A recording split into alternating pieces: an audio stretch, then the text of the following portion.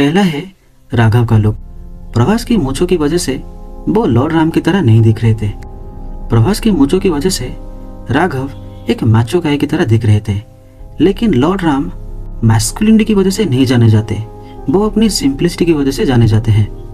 प्रभास अपनी दाढ़ी की वजह से मोस्ट ऑफ द सीन्स में गुस्से में लग रहे थे, लेकिन लॉर्ड राम गुस्से का सिंबल नहीं है। जब हम लॉर्ड राम के बारे में सोचते हैं, हम ऑटोमेटिकली अपने मन में एक शांति फील करते हैं, क्योंकि लॉर्ड राम की एनर्जी है पीस, ना कि एंगर। इसीलिए रामानंद सागर की रामायण सीरीज में अरुण गोविल सर ने जिस तरह से लॉर्ड राम को पोर्ट्रे किया है, ये आज तक का सबसे बेस्ट पोर्ट्रेयल है लॉर्ड राम का।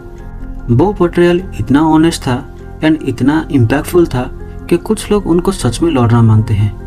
देन आते हैं लॉर्ड लक्ष्मण। लॉर्ड लक्ष्मण को पोर्ट्रे किया है सनी सिंह ने, जो कि मूवी में बहुत ही पीसफुल एंड काम नजर आते हैं, जो कि पूरा ही उल्टा है लॉर्ड लक्ष्मण की एनर्जी का। लॉर्ड लक्ष्मण की एनर्जी है गुस्से का, उनका एनर्जी है प्राइड का। लॉर्ड लक्ष्मण को इतना गुस्सा आता है कि वो किसी को भी युद्ध के लिए चैलेंज कर सकते हैं। उन्होंने इवन लॉर्ड परशुराम को चैलेंज किया था युद्ध करने के लिए, एंड हमको पता है लॉर्ड परशुराम कौन है। लॉर्ड परशुराम सही में गुस्से का देवता है, जिन्होंने अपनी माँ को भी मार दिया था, एंड उनको लॉर्ड लक्ष्मण ने चैलेंज कर दिया था युद्ध करने के लिए। तो आप सोच सकते हो लॉर्ड लक्ष्मण कितने गुस्से वाला है। लेकिन मूवी में सनी सिंह का जो लॉर्ड लक्ष्मण को पोर्ट्रेयल बहुत ही सिंपल एंड बहुत ही काम नजर आता है, जो कि बिल्कुल ही ऑपोजिट है लॉर्ड लक्ष्मण की एनर्जी का।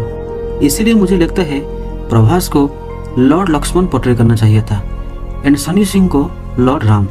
कृति सेनन ने माँ सीता के कैरेक्टर को बहुत ही ब्यूटीफुली पोर्ट्रे किया है, लेकिन कुछ कुछ सीन्स में, स्पेशली सॉन्ग्स में, उनकी मॉडर्न क्लोथिंग की वजह से वो बिल्कुल ही ऑपोजिट लगते हैं माँ सीता से। माँ सीता ग्रेस एंड ब्यूटी की सिंबल है। कृति सेनन कुछ कुछ सीन में माँ सीता की तरह लगती है, लेकिन कुछ सीन्स में अपनी मॉडर्न अटायर एंड उनके डायलॉग की वजह से वो अपनी कैरेक्टर से डेविएट कर जाती है। देन आता है रावण का लुक। जब हम रावण को देखते हैं, हमको लगता है कि वो अभी अभी सैलून से एक हेयर कट करके आया है। रावण के लुक को पहले दिन से ही क्रिटिसाइज किया जा रहा था। मैं रियली जानना चाहता हूँ रावण को एक ऐसा लुक देने के बारे में किसने सोचा होगा, लेकिन मुझे सेव का परफॉर्मेंस अच्छा लगा। सिर्फ प्रॉब्लम था तो उनका हेयर कट, उनका थानोस जैसा वॉक, उनका डबल डकर हेड। देन आता है इंद्रजीत का लुक। इंद्रजीत जो कि एक स्किलफुल वॉरियर के नाम से जाने जाते हैं, उनको उन्होंने फ्लास में कन्वर्ट कर दिया। पूरे फिल्म में वो सिर्फ दौड़ ही रहे हैं, एंड उनकी टाटू एंड उनकी हेयर स्टाइल की वजह से वो पूरे फिल्म में एक MMA फाइटर की तरह लग रहे थे। नेक्स्ट आता है कुंभकर्ण।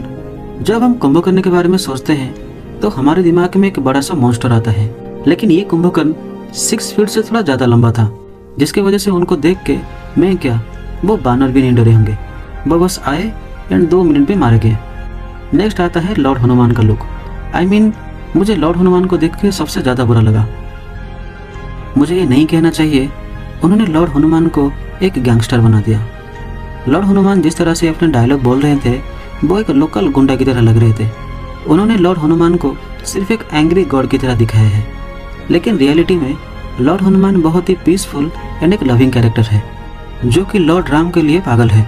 जब हम लॉर्ड हनुमान के बारे में सोचते हैं तो हम ऑटोमेटिकली एक गूज़बम्प्स फील करते हैं, क्योंकि हम उनको उस डिग्निटी एंड लव के साथ वर्शिप करते हैं।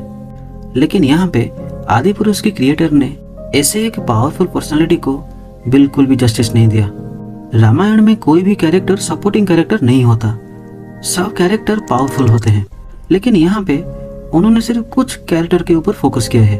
एंड अगर मैं अदर कैरेक्टर्स के बारे में बात करूँ, जैसे कि सुग्रीव, बाली, तो मैं ये कहूँगा वो कैरेक्टर्स बहुत ही पुअरली मेड CG कैरेक्टर्स है, जिन्होंने मूवी को कुछ भी कंट्रीब्यूट नहीं किया।